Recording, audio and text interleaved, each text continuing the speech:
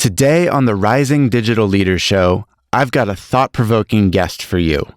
His name is Mike McGill, and he's the Chief Information Officer at Medical Service Company.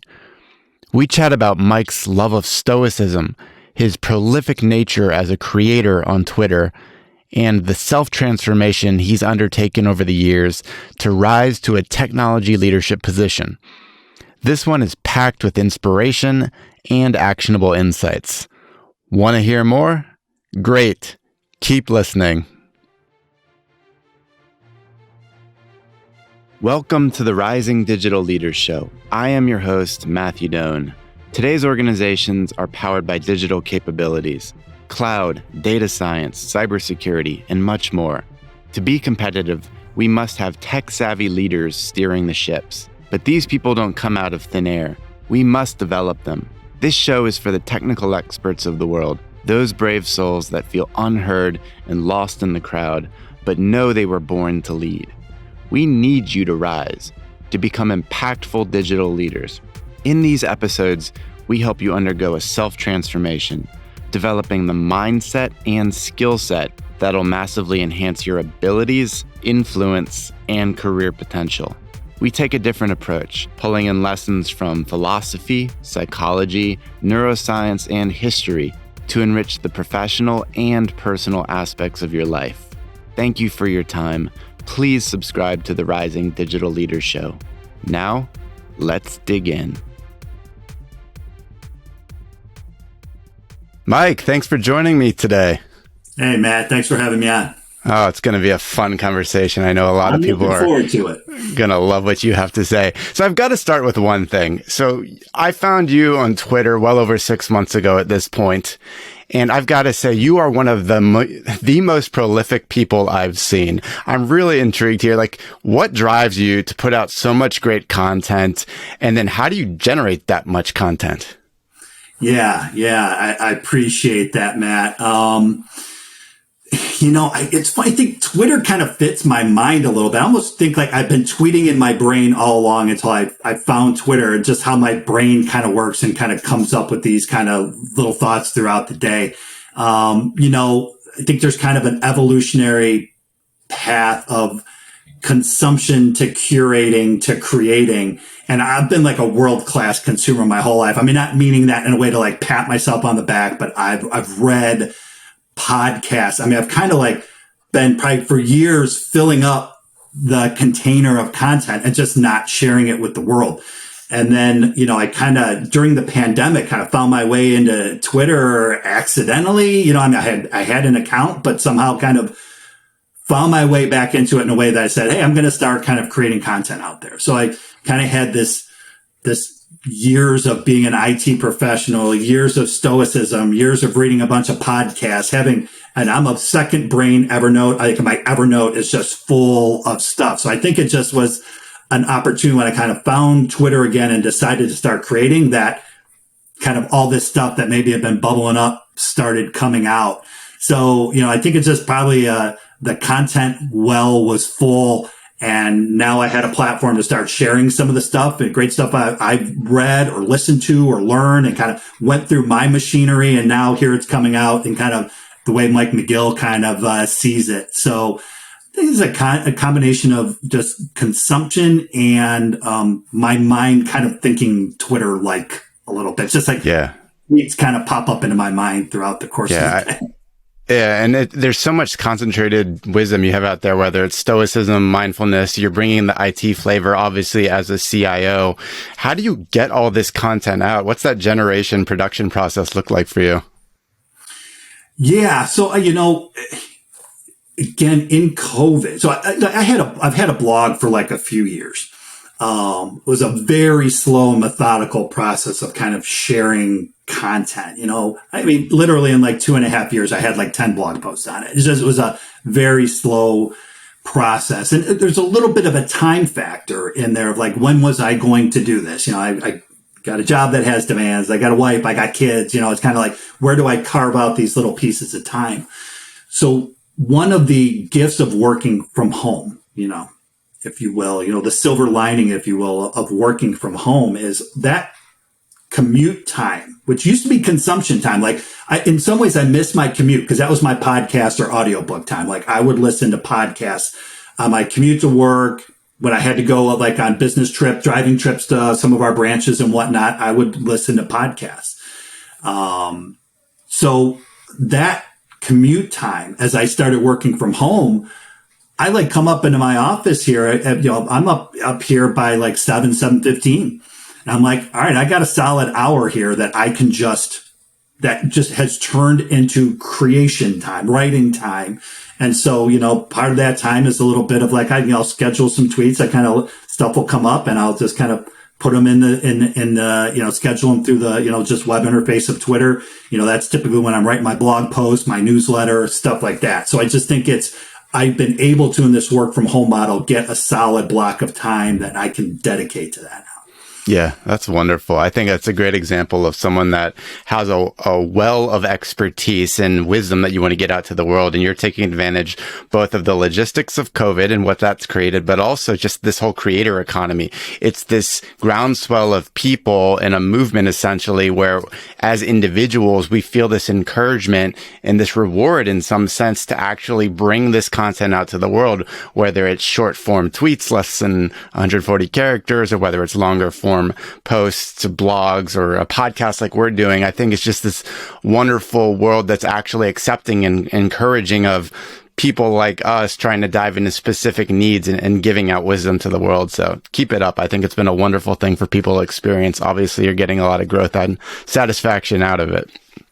Yeah, thanks, Matt. It's definitely, it definitely scratches a niche. And I like how you kind of mentioned that kind of creator economy that, yeah, I mean, I've kind of fallen into that niche a little bit in Twitter of, Jim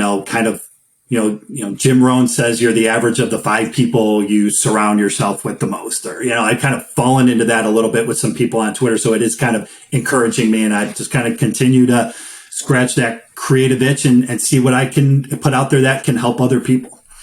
Yeah. The great thing is you're doing so much, obviously, within your company right now, but now you can do that out there in the ether at scale for people. So another good reason for others to consider it. Awesome. So let's talk about, you've been at a medical service company for going on a couple decades here. That's an impressive feat unto itself. I would love if you could do a little bit of a retrospective for our audience here today. So, proposal for you. If you could take snapshots of yourself, say 15 years ago, 10 years ago, 5 years ago, what did you want out of your career in those specific time periods? Yeah, that's a really good question. And it's funny when you say a couple decades, it's kind of like, oh yeah, it's been a little bit, as I look at like a spectrum, 15 years to 5 years, and how did I kind of evolve over that time? And, when I think back 15 years, my son wasn't born yet. My wife was pregnant with my son at the time. I was much earlier on in my IT career. I almost feel like there's a spectrum of a little bit of like money and time. And, early on in my career, I'm very ambitious of wanting to do what I need to do to help take care of my family. So maybe optimizing a little bit for money. Like, all right, I'm going to work harder. I'm going to put in more overtime. I'm going to kind of grind away to try and create opportunity that way. And I just think over that spectrum of time, or over that spectrum, kind of money and time change place, and you try and optimize for time as your career goes along, and as those opportunities present themselves, and you become more strategic, and you are thinking, how can you develop people and how can you delegate things instead of being the one that's kind of grinding away. You're able to delegate, and then you're kind of create space for yourself then to be strategic, to be creative, to kind of live in that kind of maker versus manager time, very much early on in the career. It's very task driven. It's very tactical. It's like, okay, I'm going to do this, and this. As you go along into 10 and 5 years, I think it starts flipping, and it's more becoming, how do I optimize for time and make the time that I'm spending be an investment are being very well spent in more of that strategic kind of thinking. So, again, from 15 to 10 to 5, I think almost maybe somewhere in that 10-year or somewhere maybe in the middle of that, like it starts flipping from me being, okay, I'm going to get my next certification. I'm going to learn this new technology. I'm going to, again, very kind of tactical, very technical in my thinking of how I need to get ahead by learning new technologies. Somewhere through that evolution, it's somewhere the realization of working on myself and optimizing myself through soft skills, if you will, or kind of working more on myself to optimize myself and my performance, to give more value to my family, to my company, again, through being more strategic in how I approach things. So I think from a tactical to a strategic as I think of that spectrum of time.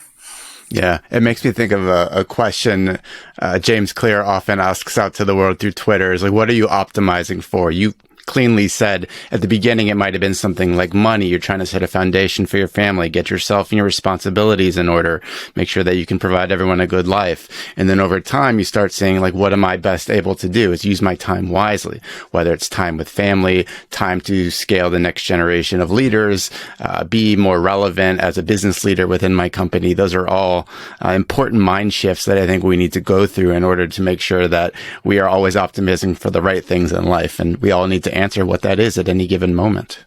I think sometimes maybe we're good technically, so we're given opportunity to lead because we're good. I think a lot of times your entry like a supervisor, first become a manager because you were a technical expert, but that's the ceiling you're gonna hit if you continue to focus on being a great technical person. Again, I like how you put it through that filter of James Clear and kind of what are you optimizing for? And I think that's somewhere in there, you have to start optimizing for different things or you will kind of tap out a little bit until you kind of, again, optimize to be strategic, optimize for time, optimize for more value that you can give back. I like that you brought the James Clear kind of what are you optimizing for in there. Yeah. You mentioned the word ceiling, that technical mastery only takes you so far. And in reality, let's be honest, some people love that stuff, whether they're network admins and they want to get to the master level, maybe you're in cybersecurity or analytics. Like there's mastery of technical nature that we need in every field.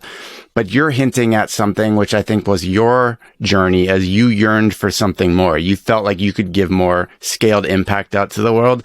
And you recognized that there was a ceiling that you were hitting. You kept finding ways to elevate. Now at the level of CIO, I'm curious, what does a ceiling feel like here? And as you look into the next 10 years or so of your career, what does your vision for yourself look like? Yeah, I'm fortunate that where I'm at and the organization I work for, it always, the opportunity has always presented itself, what that might look like 10 years from now. There could be other opportunities, maybe to branch outside of just of a purely technical role. And I've gotten some opportunity even now. I oversee our e-commerce division. I play a big role when we do an acquisition and the integration activities. So there's always opportunity to mix it up. And I think my main focus right now is in healthcare, the digital transformation that's happening in healthcare. And I know, digital transformation is very buzzwordy these days. But it's real, as healthcare is changing. And the pandemic forced our hand with, going into a telemedicine model and how do we deliver healthcare in a more digital fashion and make it more equitable. There's a lot of opportunity there. And, kind of where I'm sitting at now in my role specifically that I have in the organization I work for now, medical service company is really a little bit of that green field of digital transformation and what can we do as an organization to kind of better provide healthcare digitally, interoperability. I don't want to go too far down the health IT rabbit hole a little bit, but there's a lot of exciting things that are going on there. Me personally, what titles might I get? This or that? Again, I think I'm optimizing for different things right now. I don't know that I'm like chasing a title right now. I'm kind of chasing like doing really cool things and working with really cool, interesting people and making interesting things happen. So, I think that creative itch that you kind of talked about, that's some interesting stuff that's going on. And what can I do, like you said, maybe at scale to help more IT professionals develop and maybe discover some of these things that maybe I found on my own that helped me get ahead. From a personal standpoint and professionally, just continuing to like do really cool things with health IT. Oh, I love that. It actually triggers in my mind something that I heard Tim Ferriss say one time where they asked him about his long-term goals. He's like, I don't have those. I don't even want those things. I have multiple experiments happening at any given time.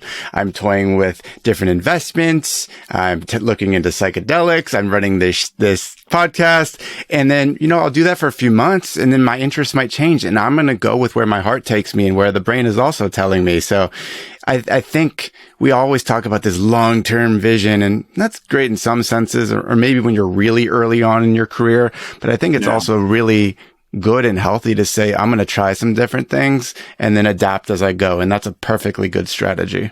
Yeah. I mean, there's the old saying like man plans and God laughs or whatever, I think we need a North Star. Maybe it's more principle based, that really kind of what our North Star of what direction we want to go in. And, look, who knew 2 years ago there was going to be a pandemic. I was going to be working from home and then I was going to start a newsletter. Or the goals change as the circumstances that we don't have control over change. So I'm with you there. I've always struggled with what's your 3-year plan? What's your 5-year plan? I have a coach that I work with and he'll ask me that, like, what's your 3-year plan? And I'm like, I got a little bit of Tim Ferriss in there. I'm like, I don't know that really interests me. I mean, I do like to optimize my day. I like to know what I'm going to do. I'm a little bit of a time management nerd. My Outlook, I got my task list, I got everything kind of in the short term. I like to have a plan, but in the longer term, I kind of pull back a little bit. I'll set some general goals for myself at the beginning of the year and, roll with the punches as they go. And who knows in the bigger picture, what direction I might head off. Yeah. I love that. So we were talking a little earlier about technical mastery and your evolution. And if you think about our typical audience here, say they're in their early 30s, they've been heads down for a while, developing really great technical skill sets, whether it's in IT architecture, analytics, cyber design. And I think we all grew up in the era of degrees and certifications, right? Get those formal credentials. I would love your take, given how some shifts have occurred and since COVID. What's your take on formal credentials, things like certifications? What advice, if any, might you have for someone that's a little bit earlier on in their career? Yeah, it's a great question, man. It's interesting. And I think maybe part of that being in Twitter and the creator economy, and there's probably so much just to be learned by just doing things and building things versus sitting in a classroom or getting a certification. I'll say this, though, as a hiring manager who looks at resumes of people, I think the further you are in your career, like we're about to welcome a new application developer to the team. And when I first looked at his resume, I spent like 10 seconds on his education. Okay, cool. He's got a degree, this, that. I was more interested, like, what cool things have you built? Like, what have you done? Now, I've also, I'll look at the resume of a help desk technician who's an entry level position. The one thing I do like early on in your career, the one thing I do like to see a certification on there is it at least kind of shows a commitment to your craft. Like if I'm bringing in an entry level person and I'm looking at 2 resumes that look, they just don't have a lot of real world experience, but one of them has a Microsoft certification and one of them doesn't. The certification one's going to rise above just because, again, it shows a commitment to your craft. And, look, early on, maybe there's a little bias because early on in my career, I went certification happy. I mean, I got my Microsoft, I got my CCNA, I got my MCSE. I think I even got an A+ somewhere in there. But a lot of it was because I was passionate about technology. And it was like, just like a good cook should, have flour on his hands. Like, you should be in the kitchen cooking. I think somebody who's passionate about technology should be having their hands on technology in some way, shape, or form. Maybe a little bit of a long rambling answer to your question, but I do personally feel that if you're early on in your career, getting certifications and stuff like that shows your commitment to learn and your commitment to the craft. And I think even that's one of those soft skills, if you will, kind of a learning mindset. I'm hungry to learn. I want to learn. I think some degree of getting certifications may show that passion to continually learn and develop yourself. Yeah. Yeah, I'm in full agreement with you. I think early on in your career, it helps you demonstrate focus and also makes you focus, right? The ability to get some foundational skills and mindset in place. And then I think, especially over the last 5 years or so, since we've just seen this decentralization of thought and all these creators come up from all over the place, we're seeing that your body of work, mostly online, which is where you pretty much put it these days, is speaking for itself. Like, I'm seeing all sorts of people that are getting job offers out of the blue based on their Twitter profiles, right? There's just like, you put such great work out there and then you're like, do you want to be my chief marketing officer? I saw all the work you did over the last 3 years. And like, what better work could there be than just putting it out there, your thoughts, your formal stuff, whether it's a blog or even just micro thoughts like tweets. And I think the more that we can figure that out as another mechanism, we can really grow. Yeah, I agree with you. And, there's, as we're kind of, Twitter kind of keeps working its way through the conversation. Tech Twitter is a very interesting space. And, there's a lot of developers are very well represented in tech Twitter. There's a lot of really cool, interesting developers on tech Twitter that are putting content out there in the world. And I mean, look, there's a lot of them I come away very impressed with. And again, I can see that kind of turning where I would look to your social media, not to be like the big brother and try and catch you like what stuff, but like just to see what you're creating. I think LinkedIn, like I'll always check a recruit's LinkedIn profile as well. And if I see somebody who's like creating some articles or putting some content out there, yeah, I mean, that's a definite checkbox. Here's a creative person. Here's somebody who's, outside of the box, like doing some interesting things. So, it's a great question. I feel that kind of traditional model of education and whatnot is in a very fluid state right now. And in the end, am I really so impressed by your degrees and certifications, or am I more impressed by the body of work you've created? And I think that even very early on in your career, there are opportunities to kind of create a body of work. And, I mentor some college students through a College Now program, a local kind of program here that will give out scholarships, and they'll kind of associate those scholarship recipients with mentors. And I'm always encouraging them that get onto LinkedIn, connect with me, just start connecting with people. This is a platform that can have value. Start building up a network, start thinking about putting some content out there. I'm starting to encourage people to do that, because I think that is becoming more valuable to represent what have I done creation wise versus what have I done education wise. Yeah, so true. It makes me think a little bit in some of the coaching I do, whether it's from past colleagues or just people that have reached out to me. I enjoy doing this one-on-one stuff like monthly sessions. And so often they remark is, I've got all this thinking and these views and I'm doing all this great work heads down and no one's seeing it. No one's acknowledging. I'm not getting rewarded for it. And they're thinking very, I think, isolated in their specific role. And I can see how that's frustrating. But I can imagine if you start to build in public, like you're suggesting, which I also am a huge proponent of, is not only is that good for your external presence, maybe getting other offers, getting connections, notoriety, but the people inside your organization will see that. You're creating thought leadership out there in the world. That's going to be another notch on your belt to say, like, Susie or Dave, well, Susie's putting out work into the world. She's very passionate and creative. I think we need more of that inside our organization. Let's reward that.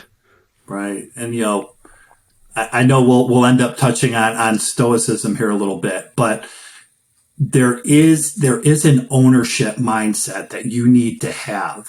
And you can't look to you can't say, oh, my employer's not giving me opportunities. They're not giving me training. They're not giving me the opportunity to express myself or whatever that might be. And, we got to take responsibility for that for ourselves.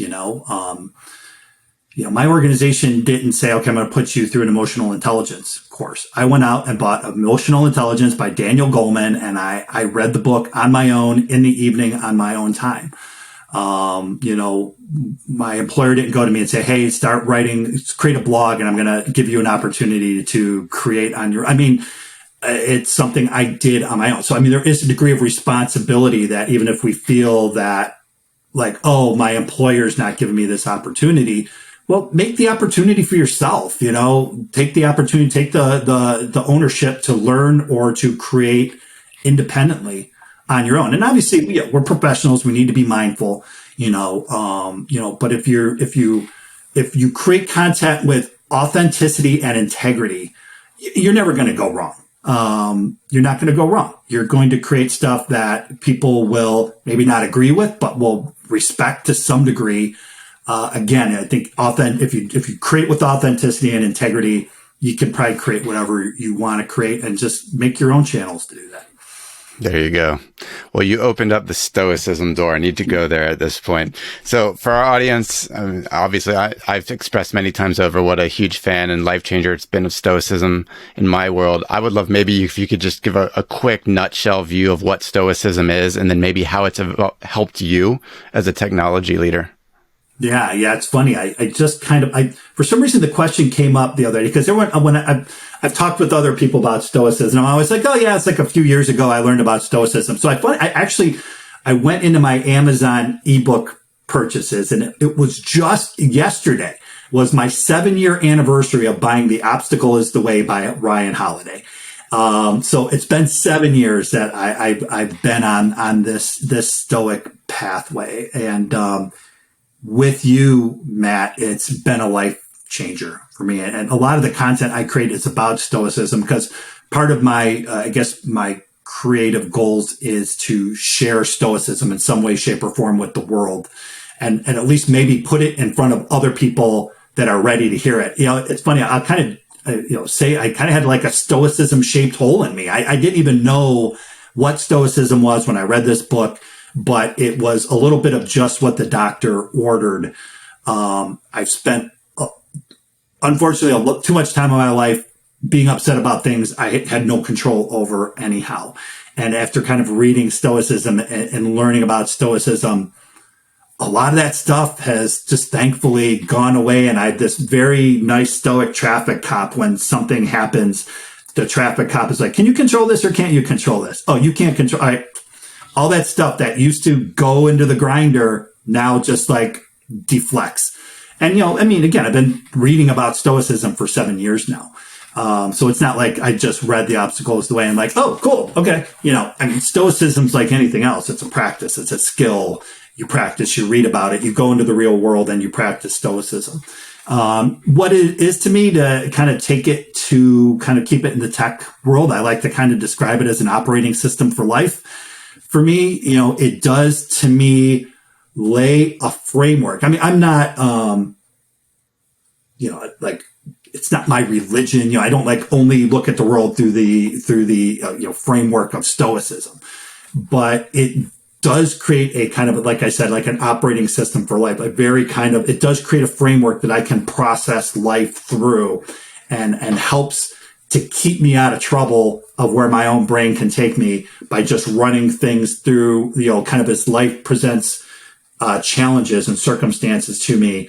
Again, it can kind of run through a little bit of a Stoic engine there and help me decide what my next action should be. So again, maybe another long rambling answer, but we'll go. An operating system for life is kind of what Stoicism is for me. I love that. I think our listeners will resonate with that a lot and probably be attracted to it. We'll put some links in the show notes too on some of the, whether it's Obstacle of the Way, Daily Stoic, and a bunch of others. So I'll make sure I get your recommendations.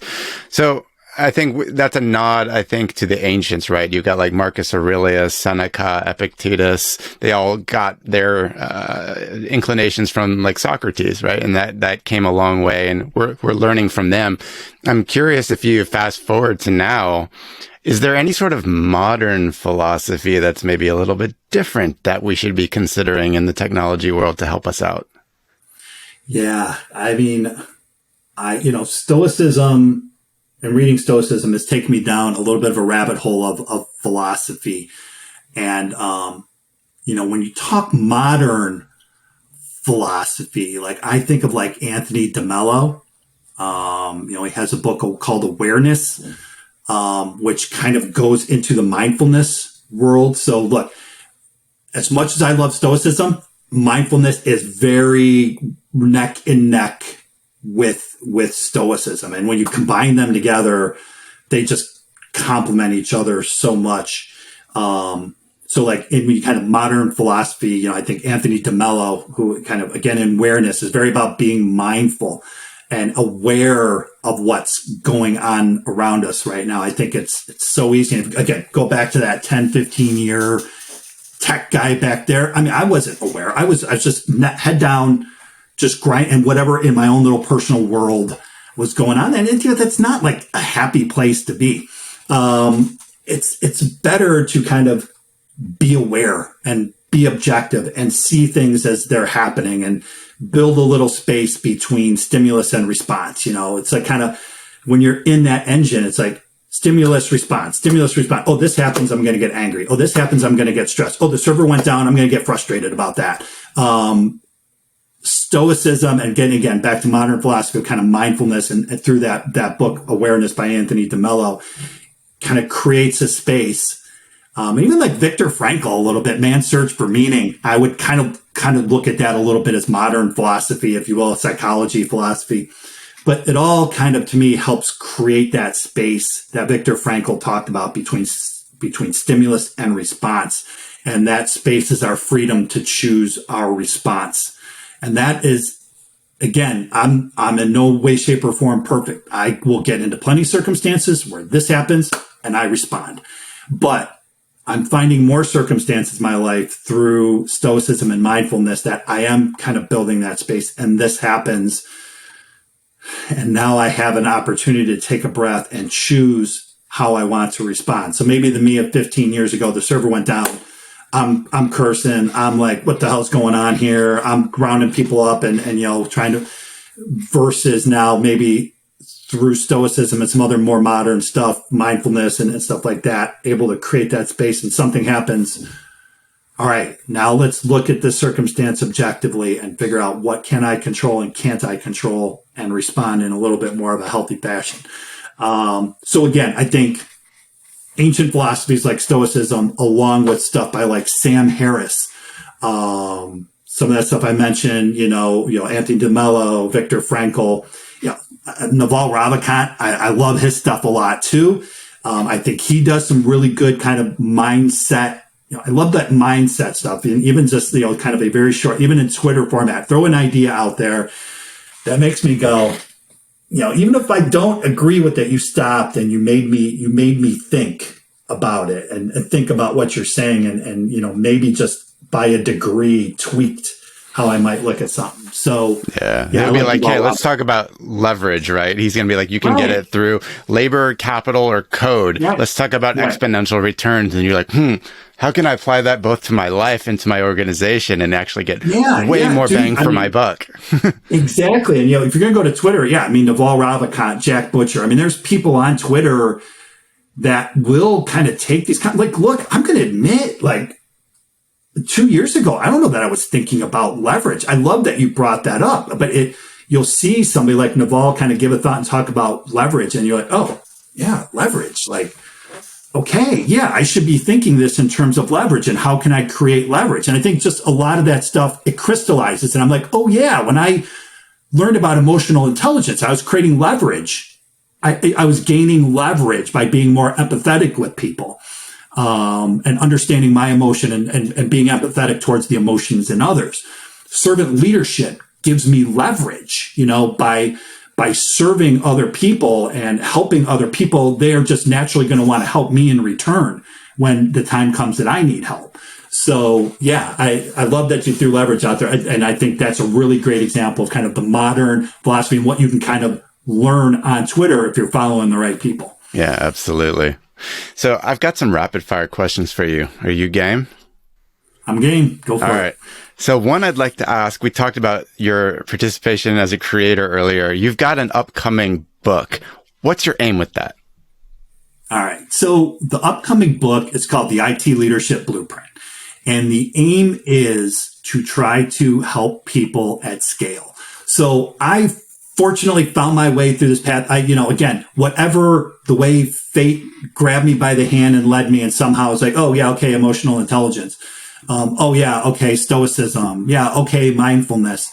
How can we package these things in kind of what I call power skills and say, okay, hey, here's a path that I followed. Here's the suggested path. These are some things you should look into and why they could help you reach your potential in your IT career. So again, as I mentioned earlier, I mentor people. I get a chance to kind of coach and mentor people as a leader in technology. How can I do that more at scale and share some of that stuff I've learned with people at scale? So that's going to be the IT Leadership Blueprint, which should be probably sometime in the next 30 days or so, released to the world. Wonderful. We'll get links up on that up and coming book. That's going to be a gift to the world, Mike. Next up, what's the best piece of advice you've ever received? I'll go back to my father with that. And it's not anything he ever sat me down. My dad was really good at teaching me things through action and through showing how you should do things. So I try to take it and just distill it down to show up. I mean, my dad taught me to show up, and sometimes he taught me that in not very, soft gloved ways. Like, you need to show up. You've made a commitment. And there were times that I didn't show up, and he helped me understand the importance of showing up. And then just through his action. I mean, my dad was there for us. Yeah, games, you name it. He was steady and he could be counted on. So I thank my father for teaching me the value of showing up. Love that. What's your personal metric for success? I think it goes back a little bit earlier to optimizing your life for happiness and peace. And look, I mean, this is another thing Naval said, everything's a paradox. I won't remember the exact quote, but he had said something about kind of all great truths are paradoxes. And there's just so many paradoxes. I almost think one of the great things you can do in life is be comfortable with paradoxes. And I think there's a paradox here a little bit of, obviously I'm a guy, I'm in a professional world. I have a list of things I got to get done. I got to check the boxes. And there is a degree of measurement of success in checking the boxes. But there's also a measurement of success in how happy and at peace am I as I'm checking things off the box, or checking the boxes off the list. So my first inclination is to say my metric would be, am I happy? And, whatever your definition of happy, might be, how much peace did I have today? How much did I help people? Whatever your definition might be. I journal in the evening and I give my chance every night. I kind of grade my performance for the day, and I kind of am able to tell, how did I do today? And it's a blend of, did I get the actual real stuff I needed to get done? Did I optimize my time and get things done that I needed to do? And did I do that in a way that allowed me to be happy? And I know that's a very nebulous term, and it's going to mean different things for different people, but that's my answer. Good. I like that soft, squishy answer, because there's no good key performance indicator for a person to be in a fulfilled state, right? It's not clean. That's awesome. If you could invent one law that everyone else had to follow, what would that be? Ooh, all right. That's a good one. But maybe I'm just feeling like in that squishy place right now. I'm going to go with be kind. man, if everybody would just go with the mindset of being kind, there's a lot. I would love to just like give everyone a stoicism inoculation right now. There's just so much anger out there. And look, we're unprecedented times. And I'm not blaming or looking down at people for being upset about the pandemic and the political climate in America over the last year and what's been going on socially, that people are angry about this. But, they're just getting angry and just being angry and not productively doing anything with that anger other than just being angry and being unkind to people, and cancel culture. It's like, where's the room for forgiveness in the world? Like, okay, you did this one thing back when you were 22, we're going to cancel you. Good Lord, man. Thank God people don't know what I was up to when I was 22. I mean, we've all been guilty of not showing our best selves. So I'm blending a lot of blah, blah, blah into that, but I'm going to go with be kind. I think we just need to be kind with each other and give each other a break. That would be life-changing. A few last ones here for you. If you were starting your career right now in 2021, what advice would you give yourself? Start working on my soft skills earlier. As we kind of talked about before, it's been the good part of my career, just head down, gaining technical skills, which is important, but not working enough on the soft skills. And I know that's a nebulous term as well, but I probably could have made more progress faster and been happier at it if I'd managed my time better, if I had been more emotionally intelligent, if I became a more effective communicator earlier in my career and kind of made room for that stuff, along with getting my MCSE and getting my CCNA and learning the next programming language and this, that, and the other, guiding myself down the course of some soft skills a little bit earlier. Great theme that we've been pulling on today. Given this show is the Rising Digital Leader, how do you rise each day?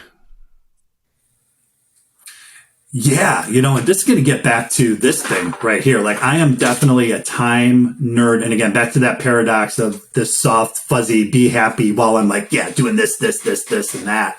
I rise each day through a very fixed schedule of what I do. Get up in the morning and exercise. Like, exercise, to me, if I do like 3 things every day, it's going to be a recipe for at least being relatively happy, which I can be good with relatively happy. Exercising, practicing stoicism, and practicing mindfulness. Those 3 things, I think, are kind of what keep me calibrated. So when I think of how do I rise, like how do I bring my best self to my family, to my job, it's kind of keeping myself physically in shape. It's just a huge part. And I mean, the mind-body connection. I don't think you can be your best mentally without having some degree of taking care of yourself physically. So again, and all that stuff goes into a daily plan. Like, my daily plan is I wake up in the morning, I exercise. When I come up into my office, I spend time in gratitude. Like, I will look out the window and I will mentally think of 3 things that I'm grateful for. Being mindful in that moment, being grateful in that moment. I'll read the daily Stoic, or every day I do a tweet about a Stoic passage and kind of my thought. That's kind of me, one, building in public and practicing Stoicism in public too. So there's a very kind of fixed daily plan that I try to follow that just bakes that kind of stuff into it. Oh man, I love that. That speaks to my heart. Mike, if people wanted to connect with you more online, what's the best way? Yeah, I mean, you can follow me on Twitter at McGillMD921. You can sign up for my newsletter. If you go to my website, michaeldmcgill.com/newsletter. If you like any of my rambling thoughts that I've given today and you feel like getting them in your inbox every Thursday at 11 o'clock, you can certainly feel free to sign up for that. On LinkedIn. So I think, if you're kind of interested in seeing what I'm up to between Twitter, LinkedIn, and my newsletter, you probably got a pretty good idea. Yeah, that's awesome. I've got to say, I follow you in all those places, and the newsletter is especially killer since you've started that earlier this year. Keep that up, man. That is really quality content. Is there I appreciate that, Matt. Thank you. Yeah, you bet, Mike. Is there any closing message you'd like to leave with the audience here today?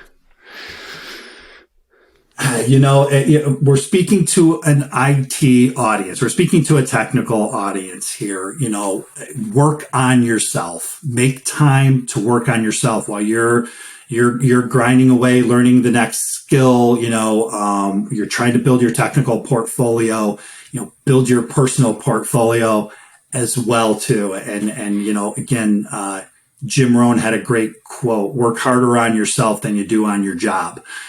In the end, the investments you make in yourself, in your soft skills, in your, that time you invest in yourself, that's where the opportunity is going to really present itself. If you want to get those leadership opportunities, you've got to make the investment yourself for those opportunities to present themselves. Love that. Way to recap it, Mike. Thanks for the time today. Look forward to staying connected throughout the years here and seeing what you're able to pull off. Thanks so much. Yeah. Same here, Matt. Thank you. This is your host, Matthew Doan. Thank you for listening to the Rising Digital Leaders Show. Again, my mission is to help you elevate your career as a digital leader and live a thriving life. I hope this episode sparks new thinking and helps you take meaningful action in your world. If you enjoyed the experience, I'd be so grateful if you subscribed and left a 5-star review. That's it for now. Until next time, my friends, stay virtuous.